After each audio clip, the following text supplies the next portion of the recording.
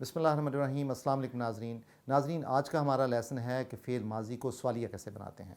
Fail माजी को सवालिया बनाने का नाज़रीन तरीका या कायदा बहुत आसान है, क्योंकि जुमला इस्मिया को सवालिया बनाने का जो तरीक़ाकार हमने पढ़ा था, बिल्कुल उसके ऐन मुताबिक फ़ेल माजी को भी ऐसे ही सवालिया बनाएंगे, और वो हरूफ और वो अस्मा जो कि इस्तफ़हामिया जुमलों में इस्तेमाल हुए थे, उनको हम फ़ेल माजी के शुरू में ले आएंगे।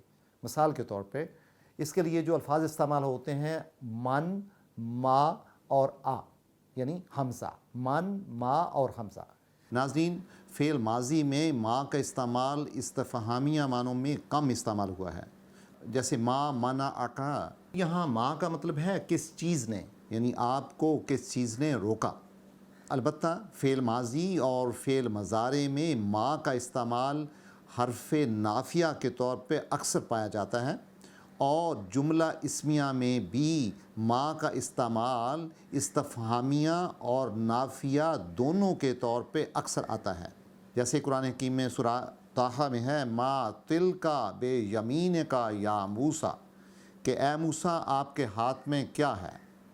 या सूरा अल कारिया में अल कारिया मल कारिया व मा अदरका मल कारिया, कि अल कारिया यानी क़यामत, मल कारिया और क्या है क़यामत, व मा अदरका मल कारिया और क़यामत के बारे में आप क्या जानते हैं। तो यहाँ हम देख सकते हैं कि सूरा कारिया में मा का इस्तेमाल जो है वो इस्तफ़हामिया मानों में इस्तेमाल हुआ है।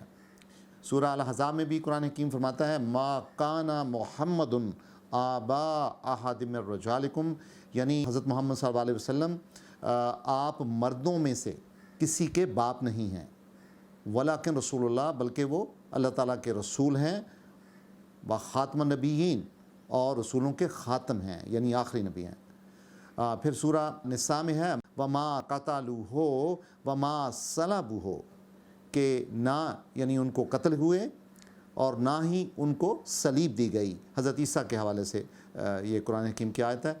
तो आप देख सकते हैं नाज़रीन कि जो माँ का इस्तेमाल है वो इस्तफ़हामिया के तौर पे यानी सवालिया के तौर पे, और फिर नाफिया के तौर पे यानी मनफी जुमलों के लिए अक्सर पाया जाता है फ़ेल के साथ। फ़ेल माजी भी हो सकता है, फ़ेल मज़ारे भी हो सकता है, और इवन जुमला इस्मिया भी हो सकता है। अब हम कहते हैं बासा। बासा कहते हैं उसने उठाना, यानी किसी कौम को उठाना, पैदा करना, या जैसे किसी कौम में किसी नबी को पैदा करना, उसको कहते हैं बासा, उठाना।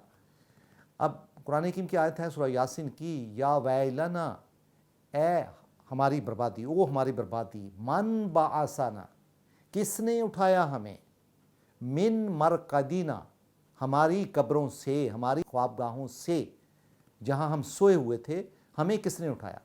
तो आप गौर करें, या वैलना वो तो एक एड्रेस करने के लिए है, ख़िताब के लिए जो सीगा इस्तेमाल होता है या का, यानी किसी को राग़िब करने के लिए। मन बासाना, मन सवालिया जुमला है। हमने जो 3 वर्ड पढ़े हैं सवालिया इस्तफ़हामिया जुमलों के, मन, मा, आ, तो या वाइलना कि ए हमारी बर्बादी, मन बासाना, किसने उठाया हमें, मिन मरकदीना, हमारे ख्वाबगाहों से। यानी जब यौम क़यामा में जब सूर फूंका जाएगा तो जो मुर्दे होंगे वो भी अपनी कब्रों से, ख्वाबगाहों से जब उठेंगे तो ये अल्फाज कहेंगे। अगली याद देखते हैं, सूरा काफ की आयत नंबर 37, आ कफरता, क्या कुफ्र किया तूने, ता से मुराद तुम है, आ में नाम क्या, काफरा फिल माजी है, बिल्लजी क्या कुफ्र किया तूने, उसका, बिल्लजी उसका, किसने, खलका का, मिन तुराबिन, जिसने पैदा किया तुम्हें एक मट्टी से, सुम्मा और फिर, मिन नुतफ़ातिन एक नुतफ़े से। तो नाज़रीन गौर करें, आ यानी पहले जो सीगा है यानी क्या का सीगा, जैसे हम अंग्रेज़ी में डू कहते हैं, या हम इज़ आर एम को भी इस्तेमाल करते हैं सारे जुमले में। इसी तरह आ का सीगा है कि आ, मन, मा, ये जो हरूफ इस्तफ़हामिया हैं उनका इस्तेमाल पाया जाता है। तो अभी हमने तीनों लफ्ज़ों का इस्तेमाल देखा है, माँ का, मन का और आ का, और हमने इनकी मिसालें कुरान हकीम की आयात में देखी हैं।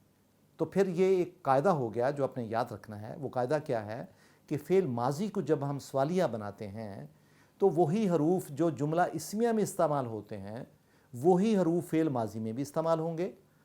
जिस तरह वहाँ पे लफ्ज़ों को पहले लाया जाता था اب یہاں پر بھی انہی الفاظ کو من ما آ یا حل ان کو ہم جملے سے پہلے لے آئیں گے، تو لہٰذا یہ بن جائے گا فعل ماضی کا سوالیہ بنانے کا قاعدہ، اور یقیناً ہم اس قاعدے کو اچھے طریقے سے ازبر کریں گے، اس کے اصول کو کیسے بناتے ہیں، اور ان تینوں آیات کو جو میں نے کوٹ کی ہیں آپ دیکھ سکتے ہیں، اور پھر اس کی بنیاد پہ آج کا ہوم ورک ناظرین یہ ہونا چاہیے کہ ہم قرآن حکیم کی آیات پڑھیں اور جہاں پہ فعل ماضی سوالیہ انداز میں آئے ان کو اپنی نوٹ بک پہ الگ لکھیں، تاکہ ہمیں پتہ چلے کہ یہ قاعدہ کیسے بنتا ہے، اور جب سوالیہ جملہ آئے، اسمیہ جملہ بھی ہو یا فعل ماضی بھی ہو، تو اس کی کنسٹرکشن کیا ہوتی ہے، اس کی صرف اور نحو کیا ہوتی ہے۔ Thank you very much.